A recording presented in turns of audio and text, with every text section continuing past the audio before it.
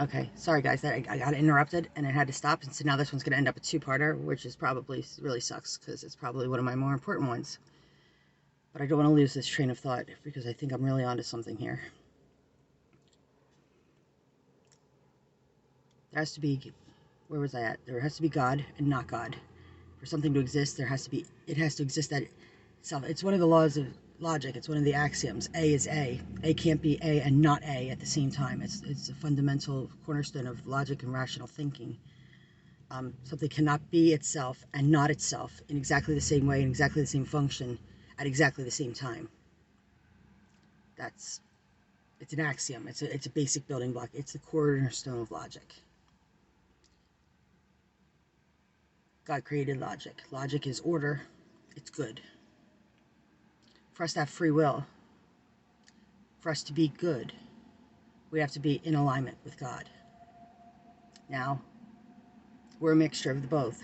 We're a mixture of what He created and what wandered away.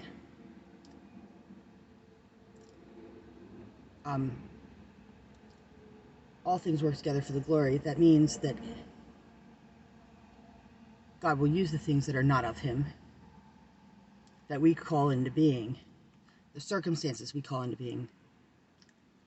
He will use to magnify Himself, to show Himself to us. One of the things that the MacArthur guy said was that because of evil and suffering is how God could show love and grace and forgiveness, which are all aspects of His character that we may not know otherwise. I agree with that statement on its face, but I don't agree that His desire to show off those aspects of Himself is why He allowed it, or at least the inference of that. I don't believe that's the case at all. I think once we chose to do things outside of His will, once we chose to disobey and to step outside of what was good, evil was what was remaining. And the entire earth became condemned, which is how come Jesus is necessary, because He had to be good inside the evil and stay wholly consistent to the good in order to create a realignment, in order to create a pathway. And it's not a pathway, it's an example.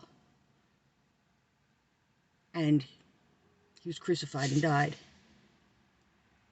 Crucified horribly, miserably, in the most vicious way possible. Because that's what happens when you're outside of God. Because chaos is evil. Because anything outside of God is evil. Because God is all of the good. So He suffered because He walked through a space that was separate from God. And the suffering is just what happens when you're separate from God. The evil, the suffering, the cruelty, the pain, that's what happens when you're separate from God. And that's why those of us that are saved are choosing to get back in realignment with God. There's the answer.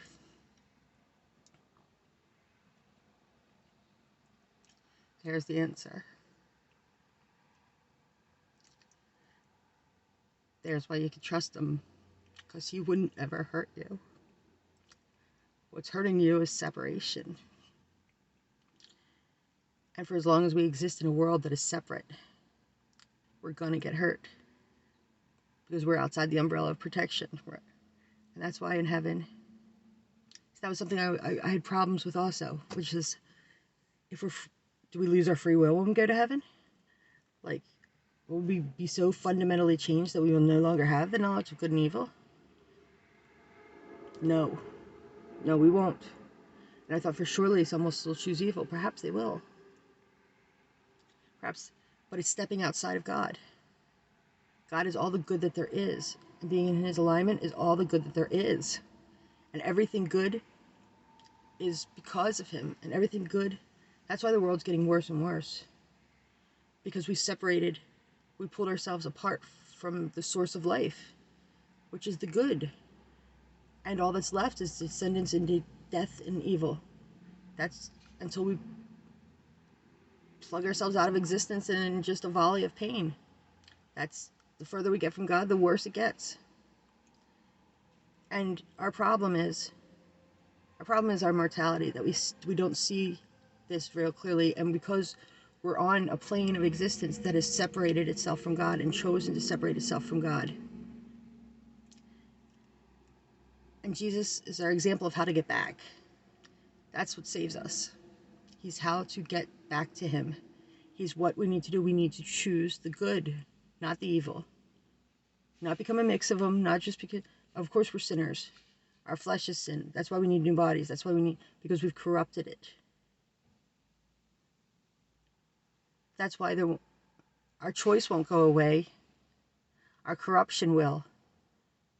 And once we know what is the good, as rational thinking human beings, when we can rid ourselves of this flesh that is in its separation from God, once we are back in alignment with that knowledge, we'll never choose to separate again. Because separation is death. He's the only source of life. He's the only source of good.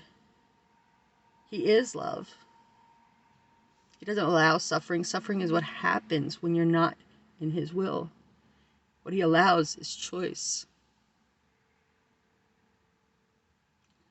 In Job, God doesn't kill Job's kids. He doesn't wipe them out. He doesn't prove anything. Satan does those things by taking him further out of alignment with God's will. But because we were already drifting off, Satan does have a say down here. We chose that. We chose that. That's why we needed a savior. But that's why when he says God says Job is righteous, Satan says to him, well, he's only righteous because you've given him things that are good. God doesn't take back his good. He allows Satan to create more separation. Eternity is a long time. This life is very fleeting. This life is the only time you have to make a choice, and the choice is for how you're going to do eternity. Hell, the lake of fire, death, all that, that's separation. That's what happens when you separate. That's the result. It's a cause-effect thing. Light and dark. You can't yell at the light for creating the shadows. It doesn't. It simply is. God is. He is. I am. He's the source of life. He doesn't create evil. He reaches back for us. He pulls us out. Job he got given back double at the end of his life. He got given back double the camels, double the herds, double the riches. But he didn't get twice as many kids back. He got 7 more. That's because he still had the first 7. That's his double. God's not inconsistent. God gave him double of everything, including his children. And the reason he only got 7 more instead of 14 more is because he still had the first 7. Death is no obstacle to God, and eternity is a long time, and Job is probably laughing about that brief little moment when he was separated from his children. And he's laughing with his children, all 14 of them, about it.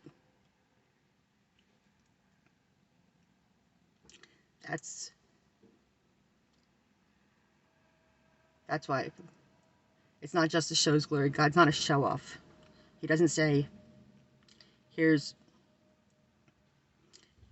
how magnificent I am. Like, oh, like I always thought it sounded really vain. Like the angels are singing holy, holy, holy. And I'm thinking, this has just got to be a bit much, don't you think? Like, you really need all that? I think that maybe we do need that to keep pointing us in the right direction, because, boy, we're just getting further and further from him. We're on a piece that broke away. We knocked our piece of existence off of the tendril, off of the vine that held us to God. That was the source of life. That's why lifespans are getting shorter. That's why Methuselah 1,000 years, us like 70.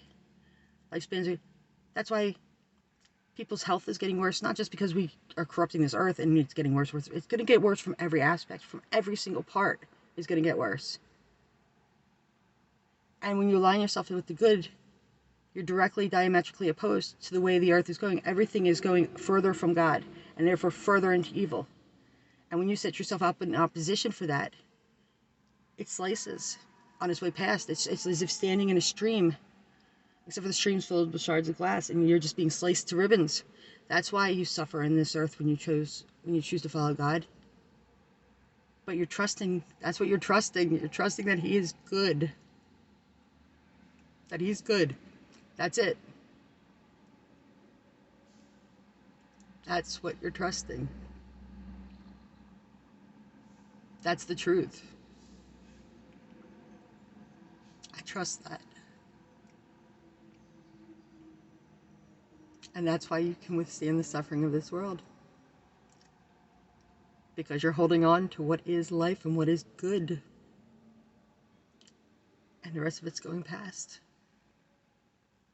That's the trick. So anyway, I had to share that with you right away. I had to maybe even flesh it out while talking to you.